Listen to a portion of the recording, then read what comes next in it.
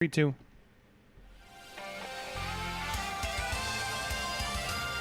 Welcome to Popcorn Planet. I am Andy Signore, and we got some serious breaking news. We've been waiting for the charges in the Ethan Crumbley case, the kid in Michigan who went to the school and did the unthinkable. I'm here with Vito. Thanks for being here, Vito. I know it's more of a serious story for us both, but This is an important one, and one of my favorite reporters out there, Brian Enton, has been paying attention to this, and now it's breaking all over. But I need to rewind before we get to the true breaking part of this.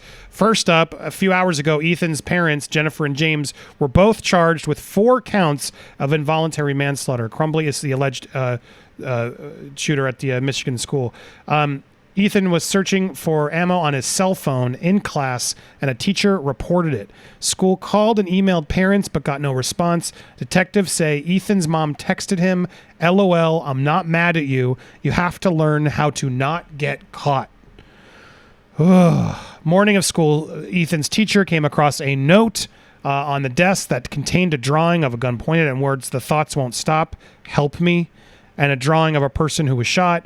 Parents summoned to the school, but Ethan was returned to the classroom. Jesus. When the news of the shooter was made public, Ethan's mom texted her son, "Ethan, don't do it." Gun was stored unlocked in the home. I mean, there's so many problems here, Vito, that we're just seeing as this is uncovering and the details are coming. As I've always said, this starts at home. There was clearly problems with this child, but these parents are so responsible in my eyes. Just completely clueless, terrible parents. That how did they let this happen for so long? How were they humoring their kid? He's writing to the teachers, "Help me with these thoughts." And no one saw, and then they knew, Vito. They knew and then let him back to class.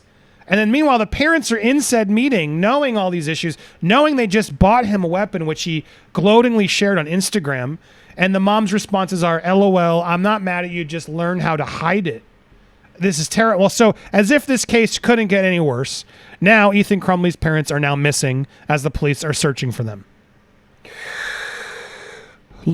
Fugitive team searching for the parents of Oxford. How did they lose? I'm having flashbacks of the whole laundries and everything else. Like, how on earth would these police officers lose these 2 parents, knowing everything we knew about this case, how important this was? Well, this is almost a little different, though, because you don't expect the parents to run. But I honestly am surprised that they charged the parents. That's interesting to me, because normally in these school shooting situations, I've never heard of charging the parents. I don't. Well, so they charged with there's a bunch of involuntary manslaughter. Obviously, seems like a possible charge. The other thing I'm hearing was there was another report that the video we played, that it was the one who said "bro" might have actually been sheriffs. It's still unclear as more of this is coming together. So just make sure we're all fact checking, and I'll report as we can. But this insight is terrible. The fact that the mother's writing, "LOL, I'm not mad at you. Just you have to learn how to not get caught," is some serious Dexter weird shit that's going on in this case.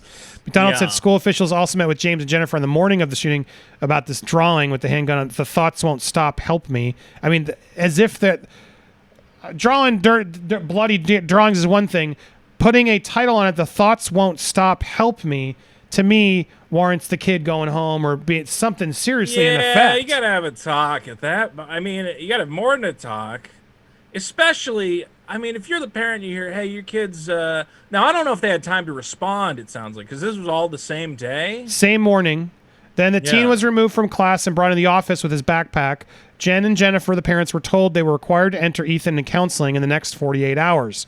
Parents resisted the idea. The parents, and the parents don't go, "Hey, my kid's talking about he's got crazy thoughts in his head, and I bought him a gun 4 days ago. My God, where's that gun?" Exactly. God, Ethan, you're coming home with us. We're gonna have a talk. No, instead they're resisting the fact that they want to put him in counseling. It's the parents resisted the idea of making Ethan leave the school and failed to ask him if he had the gun with him at school or to inspect his backpack. Prosecutor claimed Ethan was eventually returned to class. After news of the shooting broke, Jennifer sent a message to Ethan reading, "Ethan, don't do it." The prosecutor said almost 15 minutes later, James called 911 and reported a gun missing from his house, telling his first responders he believed his son was the shooter at the high school. In a statement Friday, Michigan's Attorney General said she fully supports the decision to charge the parents, fully support Prosecutor McDonald's issuance of charges against Jennifer and James. Demanding accountability of a child's parents under the circumstances presented is not just appropriate, it's crucial. I mean, Amen. Thank God. I think we're going to start seeing this. I think we're going to start seeing this with these school shooters, these young shooters, who the parents know they have a disturbed child. They bring a gun into the home, and you go, "This is, if anything, criminal negligence." You can't. You got to keep the thing locked up away. Why buy a gun if you have a teenage kid who's dealing with whatever else, is even the slightest bit off? I don't bring a gun into the home. I don't understand. It's very weird. But this is where how did they lose it? So here's the information here, Vito, of how this happened. So James were charged criminal warrants Friday, each of them being charged for 4 counts in the deaths. They also were named in a noon press conference to announce charges. Their attorney had assured us that if a decision was made to charge them, she would produce them for arrest. That agreement with attorney Shannon Smith was sometime in the morning of around 2 p.m. Friday. Our last conversation with the attorney was that she had been trying to reach them by phone and text, and they were not responding. Said fugitive apprehension team officers still were out searching for the couple as of mid-afternoon Friday. The Crumbley family owns a white Kia Seltos with the license plate DQG5203, according to Michigan State Secretary. The case was charged in the District Court of Rochester Hills. Arraignment is tentatively set for 4 p.m. Friday. The conversation was initiated by the parents' attorney Friday morning when it was announced the prosecutor was holding a press conference to announce whether a decision had been made in the charges. We didn't even know that they had been charged with anything until we were informed this morning by the media. I've spoken to the parents and indicated that charges were coming. These parents are in deep grief. Each count is there's 4 counts, with each one punishable 15 years in prison. I have tremendous compassion and empathy for parents with children who are struggling for whatever reason, she added, but the facts in this case are so egregious. The notion that a parent could read those words and also know their son had access to a weapon. Crumbley's son Ethan had been charged as an adult with 1 count of terrorism causing death and 12 counts of possession. He faces up to life in prison without parole. They're trialing him as an adult, and in this case, honestly, I don't know what else you do. Yeah. This is scary, Vito. I mean, the fact that we lost them now, I hope this is a quick search. I don't know where the hell they think they're going, but yeah, what do you think? It will be a quick search. My question is whether they are truly criminally liable is the question. I think there is a question of negligence, sure. But it is very possible that they, honestly, you don't know necessarily. They didn't have foreknowledge that this was going to be a shooting. You can't criminalize being ignorant necessarily. So I don't know. That could be overreach. Regardless, I mean, stupidest parents in the world.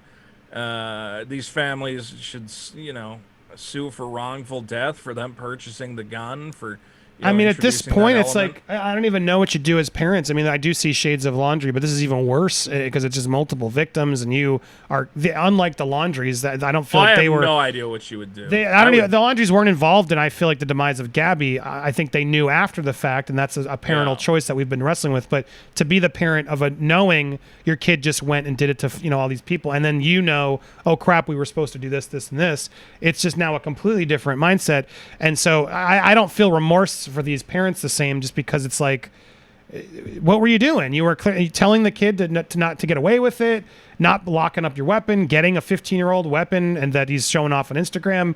This is the problem with our country right now. This is not okay, and I do think they need to be set as examples. You're saying, you're right. I don't know legally what's going to happen, but I'm glad they're doing it. To be honest, I feel like I don't know how else we're going to get ahead of these issues and these tragedies if we don't start holding people accountable, and especially some of these gun owners who are not being responsible gun owners. And I feel like both sides of the coin here should hopefully agree with that.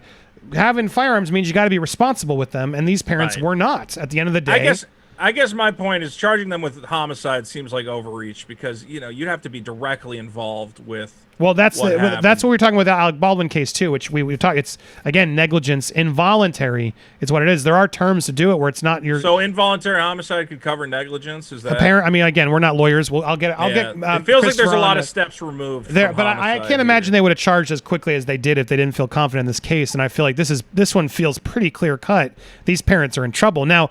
They're on the run. Are they realizing their time's numbered? Their kid's already done. I don't know. What do? Do you want to be stuck in prison with your kids? I'm on a flight to Moscow. I'm gone. To know that your kid's in jail and then you're on the run, not taking accountability for putting your kid in jail. I mean, I have a problem with this kid. I'm not giving the kid a slap on the wrist by any stretch of the imagination, but my ire is directly aimed at these two parents. Like, well, that's the thing is we saw that kid and he was a normal kid, and what happens? It can only be bad parenting. And again, I don't understand. You have to see your son. You talk to your son every day. You know where he's at. If you got even a kid who's a little bit weird, he's wearing, the black T-shirts all the time and listening to the wrong music. I don't care how, crazy that sounds. You go, I'm not going to bring a gun to the house. You never know. Especially not, it would be one thing to buy the kid a hunting rifle to go out, that might have they bought him, what, a pistol? Yeah, I mean, exactly. All right, we're going on hunting. That happens with a lot of families. Okay, yeah. You're in charge of it. You keep it safe. You keep it locked up. You teach them how to use it. But that's not what's happening. It doesn't seem that that's what was happening. You buy him here. a little pistol. Again, he can stuff into his book bag and bring to school, and nobody knows he's got it. And he's looking up ammo at the school. He's clearly a disturbed kid. Well, to know, and they said it to me. The most egregious thing here is they had a meeting at school. The blood writing in front of them. I need help. And they didn't think to take that kid home, immediately figure out what's going on, take that weapon away, search the backpack. I'm sorry, they're responsible. Like, the kid's responsible too. Don't get me wrong, and the kid needs to be tried, and the kid's far gone. Sadly, I want to give empathy for this kid because I feel like there's something else that went wrong, but there's also something in this kid that's just not right.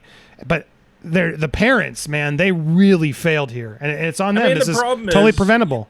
Yeah, as the parent, you want to deny that anything's wrong with your kid, and that's why I can almost sympathize. If someone comes to you and you go, your kid's a maniac, he's doing all this stuff, you want to go, oh no, I know him better than anyone. He's joking around, he would never hurt anybody, and it's possible some of these kids, some of these sociopaths, they hide it very well. They hide that they have these demons. I mean, but clearly he was, had this cry for help, this note, and it was taken seriously by the school, but the parents, it's very possible they were taken in by this act of, I'm a normal kid and I, just have a dark sense of humor. I don't know. But regardless, even if you don't bring a gun in the home when you have a kid who's, off like this. I can't imagine there wasn't some pattern of behavior. A kid doesn't just snap and shoot a bunch of people. There's lead ups to it. There's fights with bullies. Well, and she knew they clearly. I mean, they had the wherewithal to alert and say we know it happened, but they didn't take that hours earlier to prevent it all from happening in the first place. That's where they failed, and they knew it, and they didn't do anything.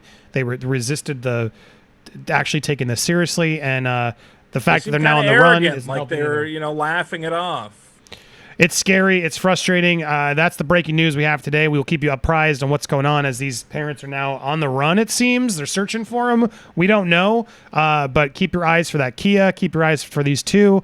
This isn't right. We need to get them in immediately. We'll keep you privy to it. And then meanwhile, go support my man Vito over at youtube.com/Vito, or look up Vito 2, his new channel, for more news updates for him as well. I'll probably always be good talking to have about the case over on Vito 2. We will see him talking about it. Make sure you subscribe to both of our channels. Hit that subscribe button, hit the bell for all alerts, smash that like button, leave a comment down below. What do you think on this? Hopefully this is not a long search and long thing. We need accountability taken this. The people are still mourning. They're going to be for a very long time. This one really wrecks me, and to now know that they're trying to I don't know what the hell's in their mindset. I guess I got to lose sympathy for them when you start running. I mean, you panic, you run, but at a certain point, I hope they turn themselves in and they go, I got to face up to this. There's nowhere to go. I just can't imagine dealing with the grief of knowing your son did something that horrible. I mean, I'd be throwing myself off a cliff at this point. Right, I could check out, but I'm not going to go on the run. That's what's so just depressing here. But maybe they're doing their last hurrah, their last tour to know they're out, and then hopefully they just show up ready to be arrested. Yeah. We shall see. We'll keep you updated. Thank you guys for watching. Make sure to hit that subscribe. Check out these videos in the meanwhile. We'll be back with more coverage here on Popcorn Planet.